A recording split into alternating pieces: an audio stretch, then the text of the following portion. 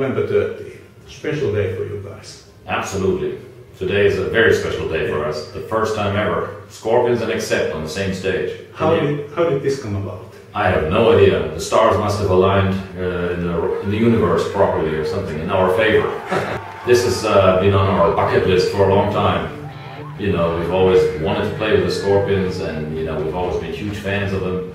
And you know, since we're both out of Germany, it's unbelievable that this never happened earlier, but here we are today, so we're going to make every minute count. How big an influence were the Scorpions for you in the early days? Very big initially, because they were the biggest and the biggest band in Germany.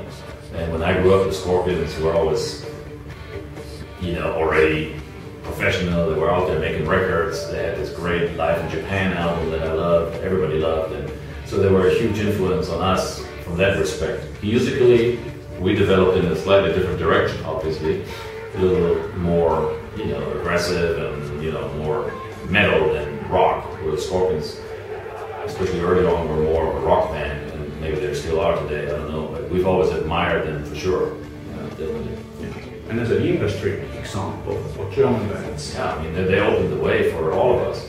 I mean, now there's a whole, you know, a lot of bands coming out of Germany, and so people talk about the German metal scene, and well, it's there. And back when we started, there was none of that, you know. I mean, the Scorpions were surely the first, and then we came, and everybody else followed. So, and if I may pick up on that, think about the Accept sphere: Creator, Crocus, Running Wild, Victory, Sinner. You've been Sebastian Bach, Joe Winter, Peter's been with, you know, Dokken, and everybody. right. It's amazing. Accept in the middle, you have everybody across. Yeah, got our own little universe, you know. I think actually at the end of the day, everybody grew up as everybody else. So you can't ever really say these guys started it. Well, you can, you know, from a timeline perspective, but you can. I don't think you can ever say everybody can trace themselves back to one band or one artist. I think everybody, including us, we drew from a little bit from this band and that band and every band, and that it's sort of like a spider web, and it sort of overlaps at certain points. And you know, in our case, I think we had our influences were Judas Priest, AC/DC for sure, Deep Purple, somewhere in there were the Scorpions as well, because those were the bands that were popular when we grew up, and those were our influences. And other bands that came after us, they sort of, you know, used other people as an influence, including us. You had what I would call the comeback or reincarnation of the century. The comeback of the century, yes, I've heard that term many times. Some people call it the comeback of the decade, the century, the millennium, whatever you want to name it, but I think it worked really well. You can definitely say that. And we were, when we started doing this 3-4 years ago, nobody had any idea if this would go anywhere, if this would die tomorrow. We just knew we wanted to play music again, and we found Mark, and we thought, here's a chance for us to do what we love to do, and we'll just see what happens. We had no idea. We didn't really know we want to do this and we want to go there and we want to do that, and that tour. We just wanted to play basically, and we just put it out there, and fans liked it. I mean, we worked really hard. It's not like it happened overnight. We really had to build the whole machinery back up again. It wasn't like that. But still, when we started, we had no record deal. We had no. I mean, we were out of the business totally. We had nothing. You've been going for like 15 years. Yeah, that's a long time. So we had no crew, we had no record label, we had no video, we had no website, we had nothing. We had just the idea to get started again. And it worked out. Yeah, it worked out. It worked out great. Thanks to the fans, really, at the end of the day. I mean, Mark is a rare find, I think, because that's what we noticed when we first met him. We thought, wow, this guy can really sing all the old material with ease. He sounds totally comfortable doing it. It's totally his range. But at the same time, he can do it in a way that's not just a copy. He can really put his own twist to it, and any suggestions you can throw it in, he can actually perform. So that's a huge plus for us, because now we can write songs that are a little different, more melodic, more this, more that, and he's got a huge range. So I mean, what more can you ask for? It's really that was the magic moment that we met Mark during that infamous jam session a few years back. We thought, this is too good to be true. We've got to try this, no matter what the world says, no matter what anybody says. We believe in it, and we'll give it a go. Because as everybody knows, it's an uphill battle when you change lead singers. Everybody, and we experienced that head on, that people said, well, it's never going to work, it's not Udo, it's not going to, you know, but I guess we all proved them wrong. Back on stage, you sort of like radiate this, you know, good karma around you. You're always smiling, always making faces at the fans. It's good fun. So yeah, it's a little bit of both. I mean, you can't all. It's a fine line. First of all, I mean, if it was totally fake, it wouldn't work. I mean, we're really having a good time. On the other hand, I have to admit, when you go out there, you want to give the fans, you know, you want to do a show. You want to have a good time, but you also want to make an effort. It's show business, so you can't just, you know, maybe one day you're not feeling so, you can't just go out there and drag your ass, because it's, you know, you want to be professional. You want to have the energy, and so you gotta get your mind right and go out there and kick some ass. Even if you're maybe on a day where you're not feeling, you know, there's always days on tour when you're, especially feeling a little sick. A lot of times on tour you get some sort of a cold, you know, when you travel that much, and so it's not always just fun. You still sometimes gotta, you know, push yourself. But a lot of times something really weird happens when you're, like I said, when you're not feeling so well.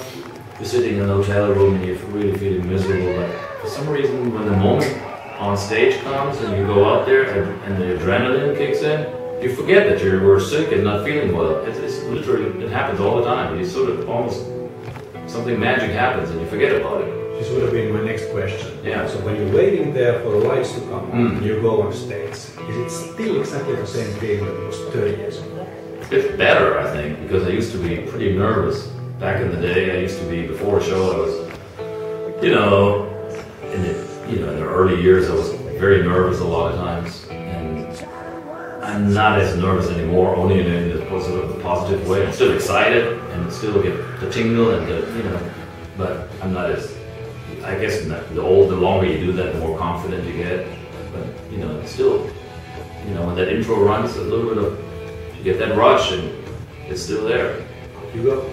Yeah, absolutely. I guess once you lose that, it's maybe time to quit, but we haven't reached that point yet. Hopefully never will. So how do you compare the sort of like playing big stadiums or venues like this or small clubs? Is it, you know, the same rush? Is it always, you know, as good to go out there with the guys? Or is there a difference between them? Of course. Yeah, there's a huge difference going to play in a small club versus a larger venue. Of course there is. Because you know, if the audience is farther away, then you gotta sort of act differently if somebody's just right in front of you. You know, if you can actually count the people in front of you, if you can see everybody's eyes, you know, it's a totally different feeling than when you're on a festival stage where there's this long pit and the first people are like 100 foot away. You know, so that's totally different. But you know, I like it both for different reasons. You know. Any musician will always, usually the standard answer is, I like it both the same, but I mean, if you're totally honest, the more the better, obviously. I mean, if there's 8,000 people screaming it, it's better than 800 people. You can tell me whatever you want, but yeah, I mean, it's even more exciting. So I like larger stages for sure, definitely. And, you know, but sometimes I like the laid-back atmosphere of a club gig too, because, you know, it's a little more intimate and a little more relaxed. And so I take it as it comes. You know. How do you maintain down to earth? You're so connected with the fans all the time. You have this ambassador thing going. You have acceptology going. Yeah. Me being here with you today, amazing stuff.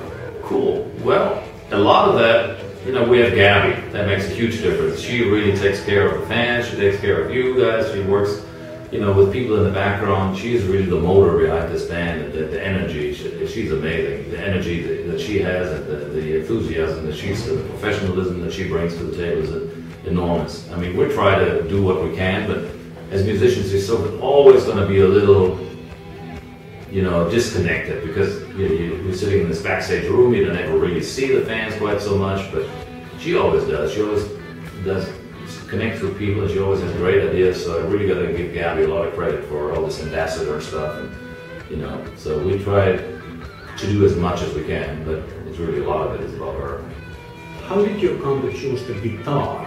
Why not bass, keyboards, drums, whatever? Why guitar?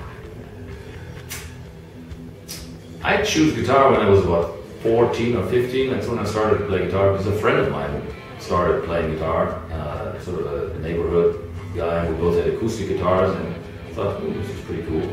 I want to learn how to play guitar, you know, and I don't know, I picked it up from there. I started playing acoustic guitar. It's like, just, you know, blowing in the wind and House of the Rising Sun. And like a year later, I got the first electric guitar.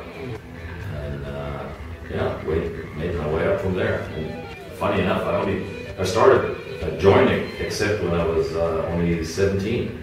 So, you know, only 2-3 years later, I was already an except, and here I am, still an except. Everybody knows about your photography, sideline, if you will, or interim. Is that the other thing that you would do besides music, or is there something else that you would be interested in? Yeah, I mean, I'm sort of blessed that way. I have a lot of interest, and whatever I put my mind to, I try to be pretty good at. So when it, you know, the music came to a point where I said, you know, the band is no longer working, the band is no functioning. I really had I had this always. I basically asked myself, what else do I like in life? And photography was definitely up there. It's always been a favorite or a passion of mine, I should say. You know, music's always been the first love, but the second passion in life was always photography. I've been doing this for a long time, and I said, I made the decision to make it into a career, and I did it for over 10 years, and I'm still shooting every time that except is not working. I'm still take photo jobs, photo assignments. I love it. Thanks so much. Yeah, man, very cool.